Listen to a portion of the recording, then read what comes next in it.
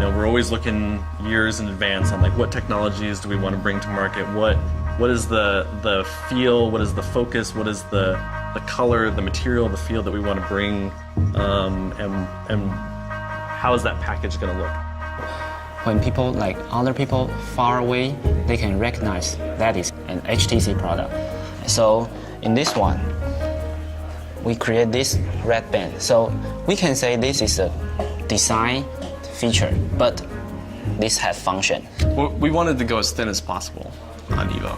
And so we wanted to do that without sacrificing the kickstand. I mean, to create this device, we had to take experts from all over the place, from materials, from design, from mechanical engineering, antenna technology, battery technology, and pull them all together.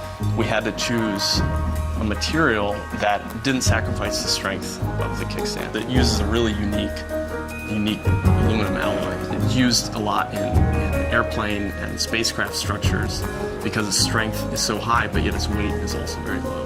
It goes through a series of hardening processes that bring its properties up to a level that most aluminum alloys can't even achieve. It's like a very, very, very different from other competitor. It's LTE, it's an 8 megapixel camera with the f2.0, it's a 1.5 gigahertz processor, it's a kickstand. All these things squeeze into a device that has to be thinner, it has to be more beautiful, it has to be sexier than any Evo before it.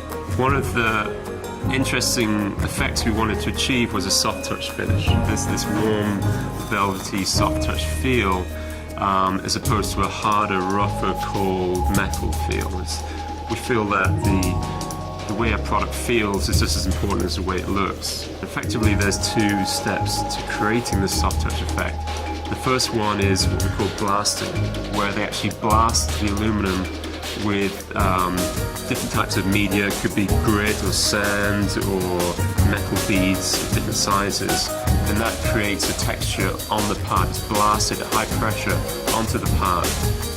And the second process was a chemical etching process. If you imagine these sharp peaks on the surface, the chemical etching process was just taking off the top peaks, and that's what was really creating that nice soft touch feel. So we created something that we think is new to the industry without having to include painting or coating. We wanted to create a hairline finish on this edge. So the first step is machining the edge and then polishing. The real challenge is getting a consistent hairline all the way around both the radius as well as these straight edges. So what we ended up developing was a process of a second anodizing step, which didn't actually affect this dark gray color, but we didn't have to protect it. On this one, we try a lot of different detail. Seems like two part, but no, this is one part. You cannot find a potting line. Wow, that is magical. There's so much that goes into these devices. It takes a ton of people and a lot of work to get every little detail just right. All in all, we're using about up to 100 different custom designed machine cutters to create all the features and the geometry that we need to go into the final unibody shape. We wanted people to pick it up and not feel that it's hard or sharp or rough or metallic, but for it to feel comfortable and warm and something that people actually want to hold. If the user watch a movie, they just focus the movie. Your device just become quiet. Extra attention to detail at each of the component levels results in a much better designed product at the end of the day that people notice. I think that's one of the really cool things about this kickstand is that it's very simple, yet a lot goes into its construction. Everybody on the team, including myself, is really excited for how it turned out, and everybody's lining up for their own. It's the one I want in my pocket.